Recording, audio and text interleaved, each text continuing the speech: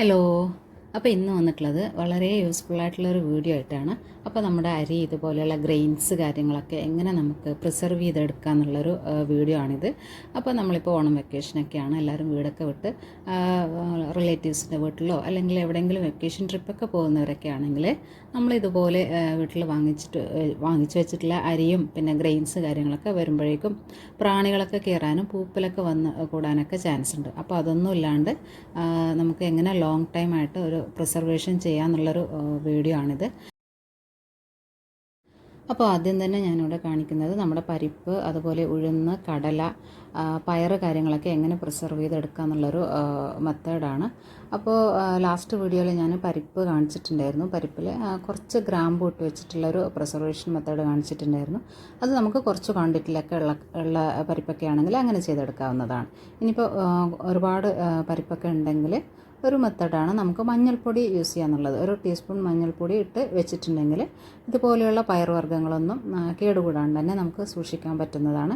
പക്ഷേ മഞ്ഞൾപ്പൊടിയുടെ ആ ഒരു ടേസ്റ്റ് പിന്നെ നമ്മൾ യൂസ് ചെയ്യുമ്പോൾ അതിൻ്റെ ഒരു ടേസ്റ്റും കൂടെ അതിലുണ്ടാവും. അതുകൊണ്ട് ആ ഒരു മെത്തേഡിനേക്കാളും കുറച്ചും കൂടെ ഒരു ബെറ്ററാണ് നമ്മുടെ വറ്റൽ മുളക് യൂസ് ചെയ്യുന്നത്. അപ്പോൾ വറ്റൽ മുളക് ഇതുപോലെ 3-4 എണ്ണം ഇതുപോലെയുള്ള ജാറിലേക്കൊന്ന് ഇട്ട് വെച്ചിട്ടുണ്ടെങ്കിൽ അത് നമുക്ക് പ്രാണികളൊന്നും വരാണ്ട് സൂക്ഷിക്കാനൊക്കെ പറ്റുന്നതാണ്. അപ്പോൾ ഈ ഒരു മെത്തേഡ് എല്ലാവരും ഒന്ന് ട്രൈ ചെയ്ത് നോക്കണേ. അപ്പോൾ ഈ ഒരു മെത്തേഡ് നമുക്ക് പയറിലും കടല പിന്നെ അതുപോലെ ഉഴുന്ന്, പരിപ്പ് വർഗ്ഗങ്ങളിലൊക്കെ ഈ ഒരു പ്രിസർവേഷൻ മെത്തേഡ് യൂസ് ചെയ്യാവുന്നതാണ്. ഇനി ഇത് കൂടാതെ ചെറുപയർ പരിപ്പൊക്കെ ആണെങ്കിൽ നമുക്ക് വറുത്തെടുത്ത് വെച്ചിട്ടുണ്ടെങ്കിലും അതും നമുക്ക് നല്ല രീതിയിൽ പ്രിസർവ് ചെയ്യാൻ പറ്റുന്ന ഒരു മെത്തേഡ് തന്നെയാണ്.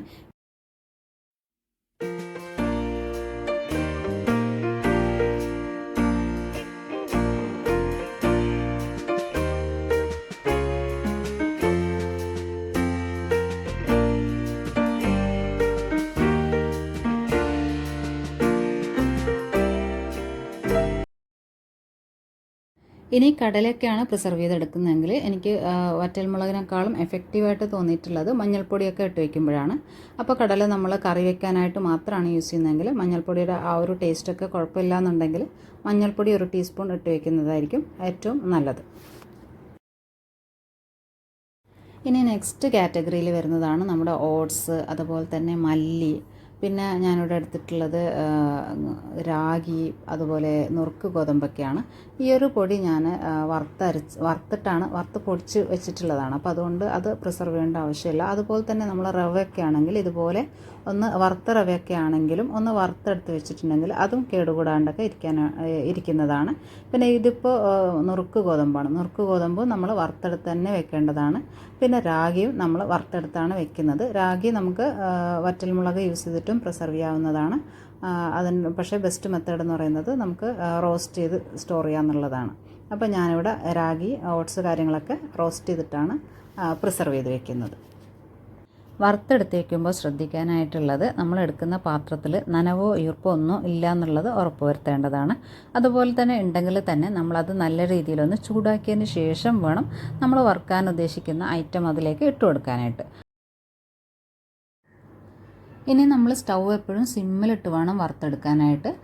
ഹൈ ഫ്ലെയിമിലോ മീഡിയം ഫ്ലെയിമിലൊക്കെ വെച്ചിട്ടുണ്ടെങ്കിൽ നമ്മൾ അത് കരിഞ്ഞു പോകാനും നല്ല രീതിയിൽ ഇതിൻ്റെയൊക്കെ ഉൾഭാഗമൊന്നും റോസ്റ്റായി കിട്ടാണ്ട് നിൽക്കാനൊക്കെ ചാൻസ് ഉണ്ട്. അപ്പോൾ അതുകൊണ്ട് തന്നെ സ്റ്റൗ എപ്പോഴും സിമ്മിലിട്ട് വേണം ഓരോ കാര്യങ്ങളും നമ്മൾ വറുത്തെടുക്കാനായിട്ട്. ഇനിയിപ്പോൾ ഇത് നല്ല ക്രിസ്പി ഫോമിലൊക്കെ ആകുമ്പോഴേക്കും നമ്മുടെ ആ ഒരു റോസ്റ്റിംഗ് മതിയായിട്ടുണ്ട്.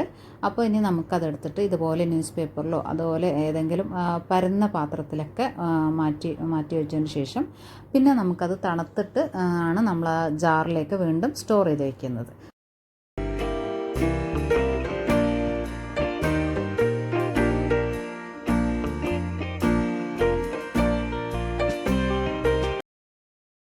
നെക്സ്റ്റ് ഞാനിവിടെ രാഗിയാണ് വറുത്തെടുക്കുന്നത്. ഇനിയിപ്പോൾ അതുപോലെ നമ്മൾ രാഗിയും പിന്നെ ഗോതമ്പിൻ്റെ നുറുക്ക് കാര്യങ്ങളൊക്കെ ഒന്ന് വറുത്തെടുത്ത് വയ്ക്കുന്നുണ്ട്.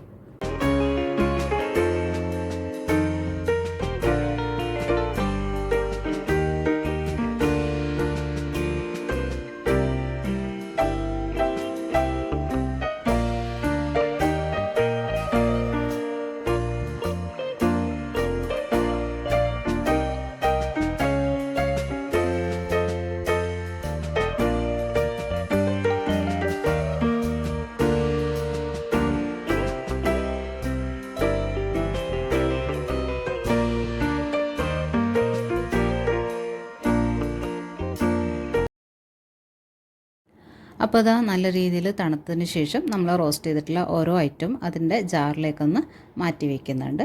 ഇനിയിപ്പോൾ നമുക്കത് എയർ ടൈറ്റ് ആക്കിയിട്ട് ലിഡ് ക്ലോസ് ചെയ്യാവുന്നതാണ്.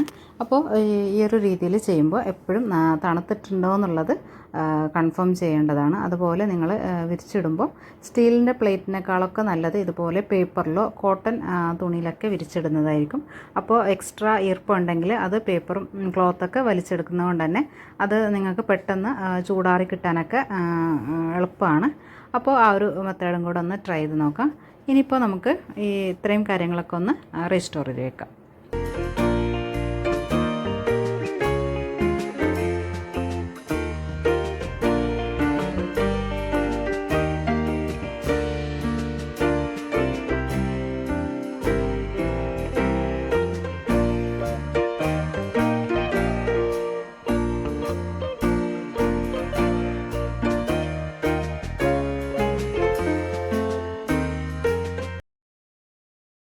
ഇനി അടുത്തതായിട്ട് നമ്മുടെ മുളക്, മല്ലി ഇതുപോലെയുള്ള പൗഡർ എങ്ങനെ നമുക്ക് പ്രിസർവ് ചെയ്ത് വെക്കുക എന്നുള്ളതാണ്.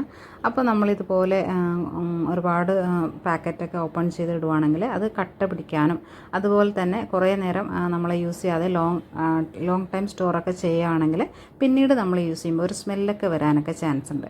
അപ്പോൾ അതൊന്നും ഇല്ലാണ്ട് ഒരു പ്രാണികളോ ഒന്നും ഇല്ലാണ്ട് തന്നെ നമുക്കത് പ്രിസർവ് ചെയ്ത് വെക്കാൻ വേണ്ടിയിട്ടുള്ളൊരു ടിപ്പാണ് നെക്സ്റ്റ് പറയുന്നത്.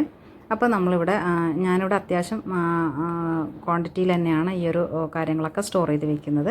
അപ്പോൾ നമുക്കിതിലേക്ക് ഉപ്പ് ചേർത്ത് കൊടുത്തിട്ടുണ്ടെങ്കിൽ നല്ല രീതിയിൽ തന്നെ ഇത് പ്രിസർവ് ചെയ്ത് വെക്കാൻ വേണ്ടിയിട്ട് പറ്റുന്നതാണ്. പക്ഷേ ഉപ്പ് ചേർത്തിട്ടുണ്ടെങ്കിൽ പിന്നെ നമ്മളത് കുക്ക് ചെയ്യുന്ന നേരത്തൊക്കെ നമുക്കത് ബുദ്ധിമുട്ടാവും.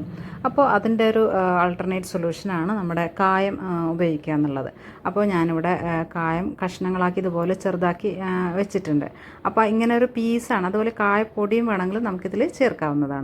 പക്ഷേ ഇതുപോലെയുള്ള പീസാകുമ്പോൾ നമുക്കത് ആവശ്യം കഴിഞ്ഞിട്ടുണ്ടെങ്കിൽ എടുത്ത് മാറ്റാനും അതുപോലെ തന്നെ മുളക് പൊടിയൊക്കെ യൂസ് ചെയ്യുന്ന നേരത്ത് അതൊന്നും നമ്മുടെ ഫുഡിലാവാണ്ടൊക്കെ സൂക്ഷിക്കാനായിട്ട് പറ്റുന്നതാണ്. കായപ്പൊടി ആകുമ്പോൾ മുളകിൻ്റെ കൂടെ മിക്സായി പോകുന്നതുകൊണ്ട് തന്നെ ആ ഒരു ഫ്ലേവറും കൂടെ നമ്മുടെ ഫുഡിലൊക്കെ വരുന്നതാണ്. അപ്പോൾ ഞാനിവിടെ 2 ചെറിയ പീസ് കായാണ് ഇവിടെ ഇട്ട് കൊടുത്തിട്ടുള്ളത്. ഇനിയിപ്പോൾ നമുക്ക് ഇതിൻ്റെ ലിഡൊക്കെ ക്ലോസ് ചെയ്ത് വെച്ചിട്ടുണ്ടെങ്കിൽ തന്നെ ആ ഒരു സ്മെല്ലിൽ ഇത് നല്ല രീതിയിൽ പ്രിസർവ് ആവാനും കേടുകൂടാണ്ട് ലോങ് ടൈം സൂക്ഷിക്കാനൊക്കെ പറ്റുന്നതാണ്.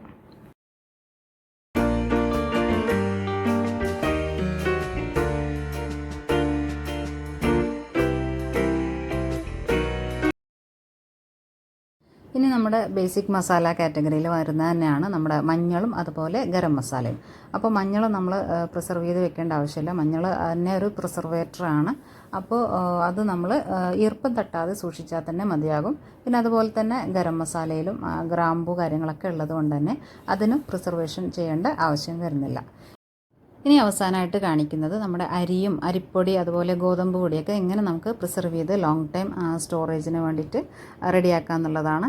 അപ്പോൾ ഇതിലൊക്കെ നമ്മൾ ആര്യവേപ്പില അല്ലെങ്കിൽ ബേ ലീഫ് ഇട്ട് കൊടുത്തിട്ടുണ്ടെങ്കിൽ തന്നെ മതിയാകും. അപ്പോൾ നമുക്ക് അരിയിൽ ആര്യവേപ്പിലൊക്കെ ഇട്ട് കൊടുക്കാം. അതുപോലെ പൊടി കാര്യങ്ങളിലൊക്കെ നമ്മളെപ്പോഴും ബേ ലീഫ് ഇട്ട് കൊടുക്കുന്നതായിരിക്കും കുറച്ചും കൂടെ നല്ലത്. അപ്പോൾ ഇപ്പോൾ ഞാൻ സാധാരണ ഇടൽ ബേ ലീഫാണ്. ഇപ്പോൾ എൻ്റെ കയ്യിൽ സ്റ്റോക്ക് ഇല്ലാത്തത് കൊണ്ടാണ് കാണിക്കാത്തത്.